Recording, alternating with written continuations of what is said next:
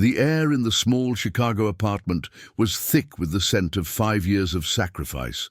It was a space held together by tired hope, where every object told a story of a dream deferred for another's sake. On a sturdy but second-hand bookshelf, Chloe's expensive medical textbooks stood like monuments, their glossy spines a stark contrast to the faded floral wallpaper. Behind the door hung Leo's uniforms, a food delivery jacket and a server's apron, silent testaments to the double shifts and endless nights that paid for those books.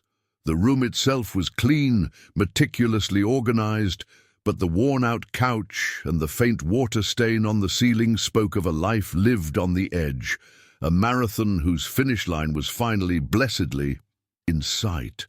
It was a home built on the promise of a better future, a future that felt so close you could almost taste it. Leo pushed the door open, his body aching with the familiar exhaustion of a 16-hour workday. A quiet smile touched his lips as he clutched the single red rose in his hand, its stem wrapped carefully in a damp paper towel to keep it fresh. His eyes, shadowed with dark circles, scanned the room for Chloe, ready to celebrate the culmination of their shared struggle. He had pictured this moment 1,000 times, her running into his arms, the graduation diploma a tangible symbol of their victory. He was more than just her boyfriend.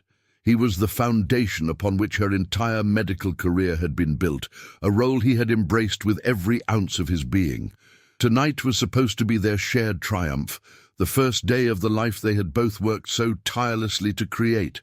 He found her standing by the window, not in the comfortable clothes she usually wore at home, but in an elegant dark blue dress he had never seen before. Her hair was styled perfectly, and her posture was rigid, unfamiliar. She looked like a stranger who had wandered into their life, a visitor from another, more polished world. The grateful, idealistic student he loved had been replaced by a poised, ambitious woman who seemed to look right through him.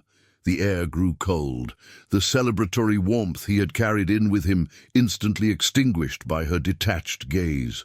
The rose in his hand suddenly felt clumsy and insignificant, a cheap token from a life she was already preparing to leave behind. He saw then that she was not waiting for him to celebrate. She was waiting for him to leave. Chloe turned from the window, her expression unreadable, her voice devoid of the warmth he knew so well. "Leo," she began, the word hanging in the air like a final judgment. "We need to talk." He watched, frozen, as she explained that she was going to a party with her new friends from the hospital. A party to which he was not invited. Then came the words that would shatter his world into a million irreparable pieces. "I'm a doctor now," she said with a cruel, matter-of-fact calmness. "Our worlds aren't compatible anymore. I need someone who can fly at my height." The sentence landed with the force of a physical blow, devaluing every sacrifice, every sleepless night, every ounce of love he had poured into her dream. The single rose slipped from his numb fingers and fell to the floor, its petals scattering across the worn linoleum like drops of blood. The silence in the apartment was a living thing, heavier than any sound he had ever known. Leo sat on the edge of their worn-out couch, his gaze fixed on the scattered red petals on the floor. They looked like a wound, a stark, vivid stain against the faded linoleum. Each petal was a memory, a promise, a sacrifice now rendered meaningless. He replayed her words over and over in his mind, each syllable a fresh cut. "I need someone who can fly at my height." The phrase echoed in the empty rooms, mocking the 5 years he had spent as her foundation, the solid ground from which she had launched herself into the sky. He had never considered that she might fly away without him, leaving him tethered to the life they were supposed to leave behind together. The weight of it all was crushing, a physical pressure that made it hard to breathe. Days bled into a week, a blur of grey light and profound stillness. Leo stopped going to his jobs, the thought of putting on a uniform and serving others an unbearable irony. The apartment, once a sanctuary of shared dreams, became his tomb. He remembered the first time he saw her, sitting alone in a booth at the diner where he worked. She was a bright-eyed nursing student then, poring over a textbook, her brow furrowed with concentration as she nursed a single cup of coffee for hours. He had seen the fire in her, the fierce determination to build a better life. He brought her a free refill, and then another. He fell in love not just with the woman, but with her ambition, her dream becoming the central purpose of his own life. He had been so proud to be the man who could help make it happen. He recalled one specific winter night, 2 years into their relationship, when a crucial textbook she needed was released. It cost nearly $400, money they simply did not have. Without a second thought, he had taken his father's old acoustic guitar, the one thing he had left of him, to a pawn shop. He got a fraction of what it was worth, but it was enough. When he handed her the book, she had cried, her tears of gratitude soaking the collar of his shirt. "I'll make this up to you. Leo," she had whispered, her voice thick with emotion, "I promise one day we'll have everything we've ever wanted, and it will all be because of you." He had believed her, holding on to that promise like a sacred vow. Now, back in the suffocating present, he became a ghost haunting their shared space. He found a perverse, masochistic comfort in torturing himself by looking at her social media. He scrolled through photos of her at that graduation party, a champagne flute in her hand, smiling brightly alongside new, well-dressed friends from the hospital. Each picture was a dagger, twisting the wound deeper. The pain was a physical thing, a constant, dull ache in his chest that never subsided. It's in moments like these, when your world is shattered by someone you trusted completely, that you're forced to question everything. If you've ever felt that profound sense of betrayal, subscribing to this channel helps us continue to share stories about how people find their way back from the brink. When he finally forced himself out of the apartment, the world felt hostile and judgmental. His boss at the restaurant, tired of his absence, fired him with a shrug. His family, though meaning well, offered platitudes that only amplified his sense of isolation. "Just forget her, son," his mother would say, her voice laced with pity. "She was never good enough for you." But how do you just forget the person who had become your entire reason for being? Their words, meant to comfort, instead reinforced his own narrative of failure. He wasn't just heartbroken. He was a fool who had been used and discarded, and it felt like everyone could see the brand of his shame. Weeks crawled by, and the raw, paralyzing grief began to curdle, hardening into something colder and more potent. He was losing weight he couldn't afford to lose, and the dark circles under his eyes became permanent fixtures on his gaunt face. One morning, he caught his reflection in the small, mildewed bathroom mirror and stopped, truly seeing himself for the first time since that night. He didn't recognize the hollowed-out man staring back at him, the haunted eyes belonging to a stranger. This was rock bottom, the desolate floor of his despair. It was a terrifying place, but it was also solid ground, a point from which there was nowhere to go but up. He realized you either break completely in a moment like that, or you find a new, unbreakable foundation to stand on, staring at his own defeated face. Something inside him finally shifted. The overwhelming sorrow that had drowned him for weeks was slowly being replaced by a slow, burning, quiet rage. It wasn't just a breakup. It had been a complete erasure of his worth. She hadn't just left him. She had systematically devalued every sacrifice, every long night, every ounce of his being he had poured into her dream. The love he had felt was real, but he now saw that the foundation it was built upon had been a lie, at least for her. He finally understood the chilling depth of her ambition, a force so strong it could consume the very person who had fueled it. The warmth of his love had been extinguished, leaving behind only the cold, hard clarity of betrayal.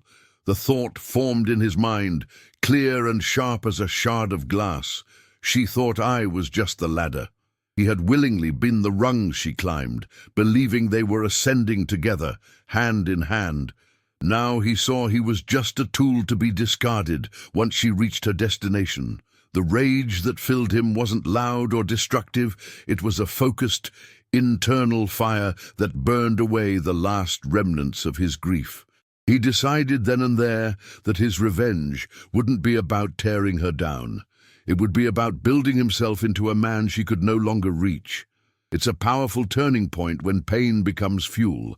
And if you believe in the strength it takes to rebuild from ashes, supporting our channel by subscribing ensures more stories like this can be told.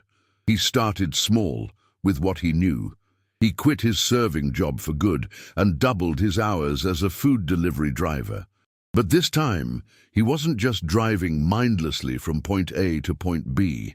He was studying. He observed the glaring inefficiencies in the system, the logistical gaps that frustrated restaurants and customers alike, the constant complaints about late deliveries and poor coordination.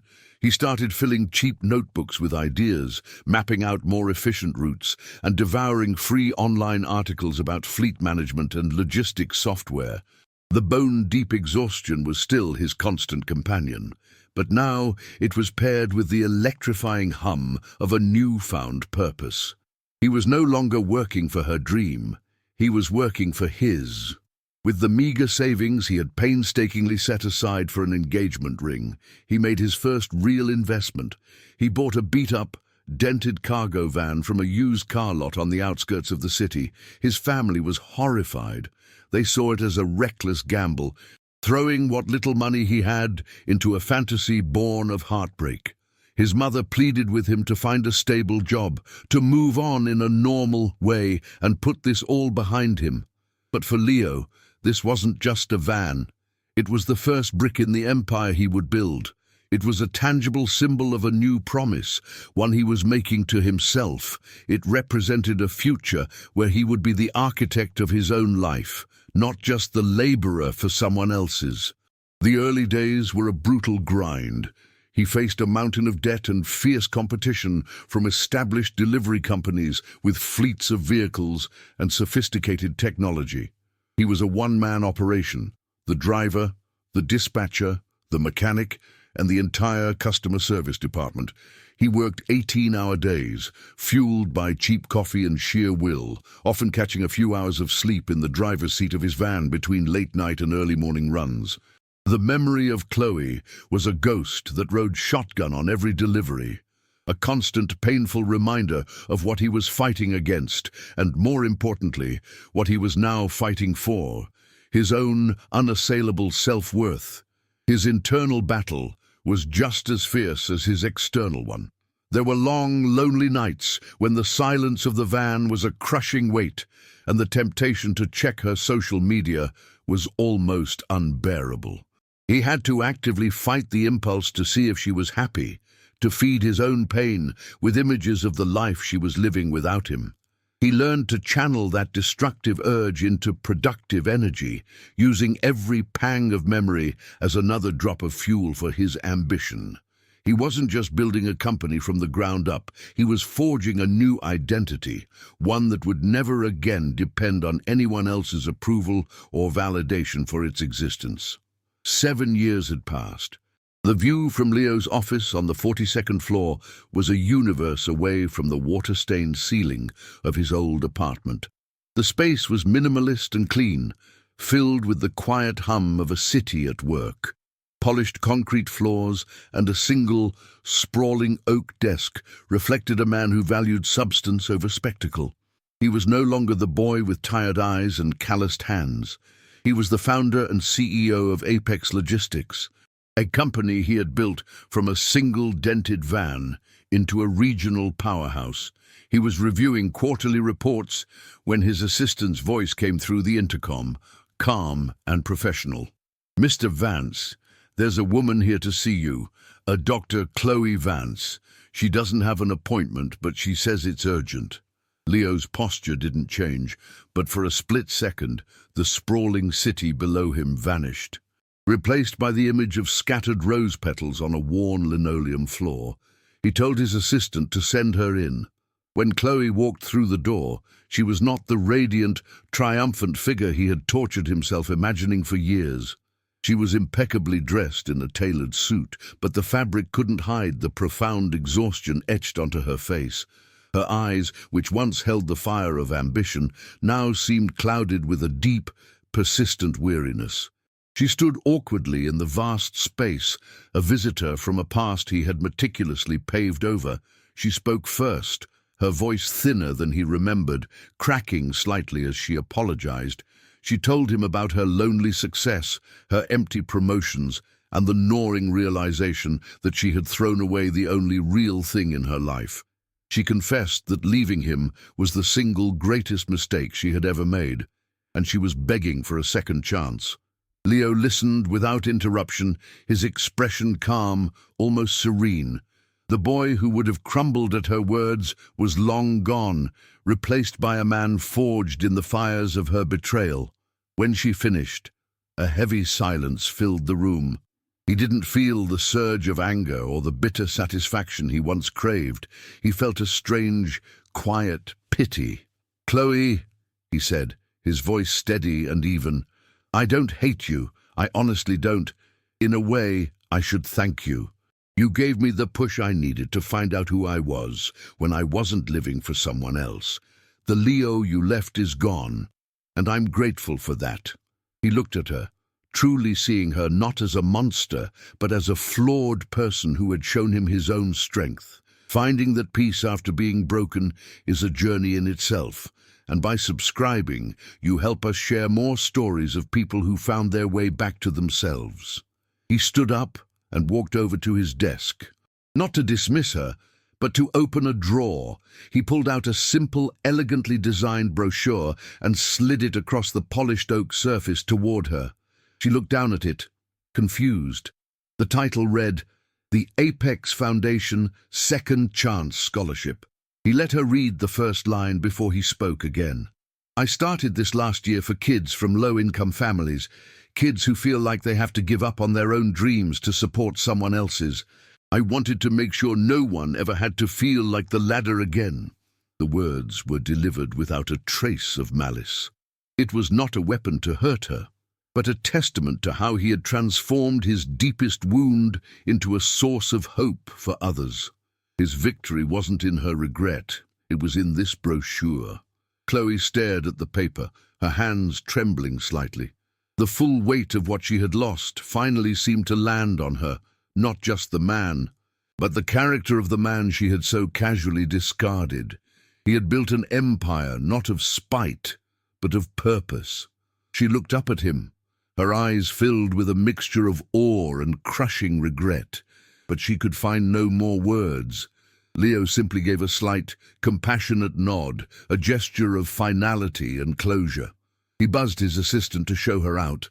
As the door clicked shut, leaving him alone once more, Leo turned back to the window. He looked down at the bustling city, not as a conqueror standing atop his tower, but as a man who had finally, completely, come home to himself. The silence in the room was no longer heavy, it was peaceful. Leo's life continued to expand, filling spaces he never knew were empty. He found love again, not in a whirlwind of passion, but in a quiet, steady partnership with a woman named Sarah, an architect who admired the structures he built, both in business and within himself. She loved the story of the dented van, seeing it not as a symbol of heartbreak, but as the cornerstone of his resilience. Their home was a world away from his old apartment. It was filled with light, laughter, and the easy comfort of mutual respect. His family, who had once pleaded with him to take a safer path, now watched him with a quiet, profound pride. They saw that his success wasn't measured by the height of his office building, but by the depth of his character and the unwavering integrity he brought to every aspect of his life. The Apex Foundation became the soul of his company.